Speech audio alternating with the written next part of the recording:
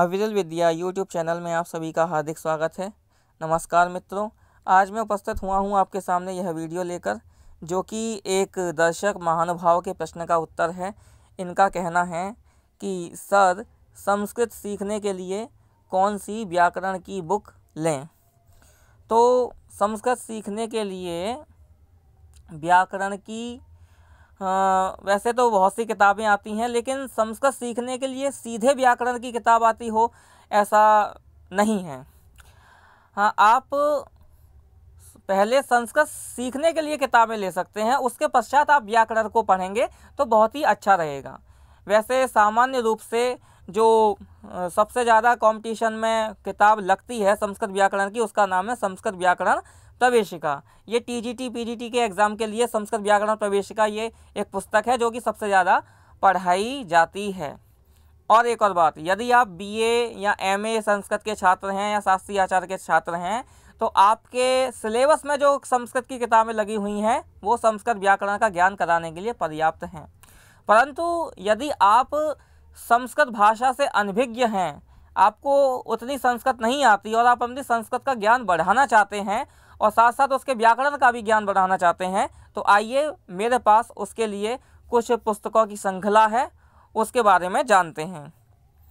तो पहली पुस्तक है संस्कृत व्याकरण प्रवेशिका, जिसके बारे में बता चुका हूँ कि टीजीटी पीजीटी एग्ज़ाम के लिए ये किताब बहुत ही यूज़फुल किताब है। और संस्कृत के कॉम्पिटिटिव एग्ज़ाम के लिए आप संस्कृत गंगा प्रकाशन, जो कि डॉक्टर सर्वज्ञ भूषण जी का है, उनकी जो किताबें हैं आप उनको ले सकते हैं। बहुत अच्छी किताबें उनके जो है प्लेटफॉर्म है उससे पब्लिश होती हैं। दूसरा, जो अनुवाद की सीरीज़ में जो बहुत ही अच्छी किताब है, वो 3 किताबों की एक सीरीज़ है, प्रारंभिक रचनानुवाद कौमुदी, रचनानुवाद कौमुदी और प्रौढ़ रचनानुवाद कौमुदी, जिसके की लेखक हैं डॉक्टर कपिल देव द्विवेदी। आप इन तीनों पुस्तकों को ले सकते हैं, जिसमें कि प्रारंभिक रचनानुवाद कौमुदी थोड़ा सा इजी लेवल पर है, तो उससे थोड़ा सा हायर लेवल पर रचनानुवाद कौमुदी, और सबसे ज़्यादा हायर लेवल पर है प्रौढ़ रचनानुवाद कौमुदी। आप इन तीनों किताबों को पढ़ करके अपने अनुवाद और व्याकरण का ज्ञान भी बढ़ा सकते हैं।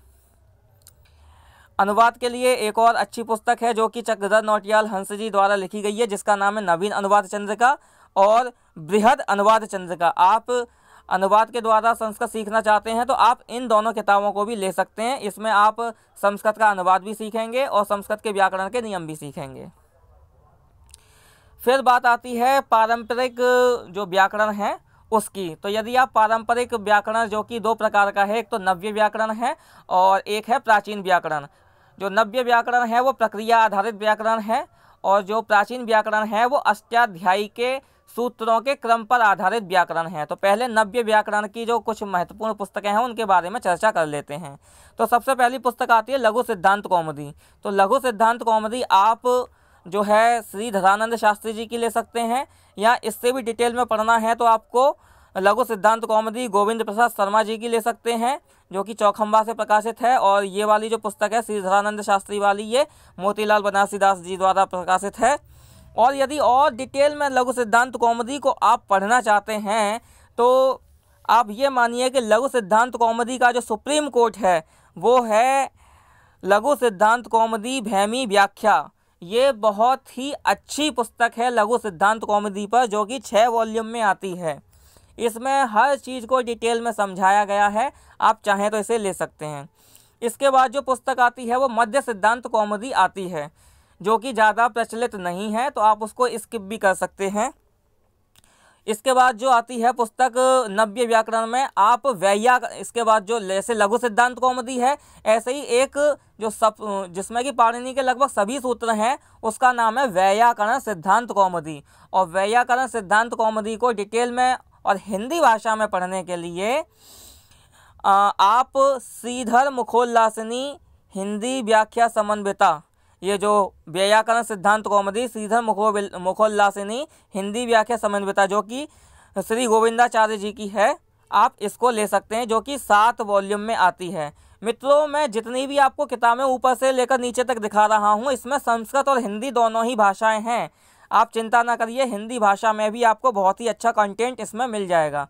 तो आप व्याकरण सिद्धांत कौमुदी लघु सिद्धांत कौमुदी पढ़ें, उसके बाद में आप व्याकरण सिद्धांत कौमुदी पढ़ सकते हैं।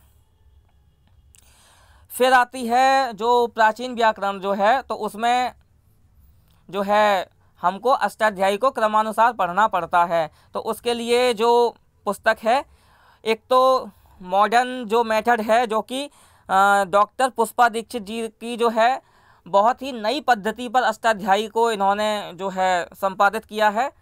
बहुत ही अच्छी किताब है जिसका नाम है अष्टाध्यायी सहज बोध, जो कि 6 वॉल्यूम में है, पूर्ण रूप से हिंदी भाषा में है और संस्कृत को सिखाती है। बहुत ही अच्छी किताब है, आप इसको भी पढ़ सकते हैं। या फिर आप जो है अष्टाध्यायी के जो सूत्र हैं उनकी क्रमानुसार जो व्याख्या है उसको पढ़ सकते हैं, जिसका नाम है अष्टाध्यायी भाष्य प्रथमावृत्ति, जो कि पंडित ब्रह्मदत्त जी जिज्ञासु ने लिखी है और जो कि 3 भागों में आती है।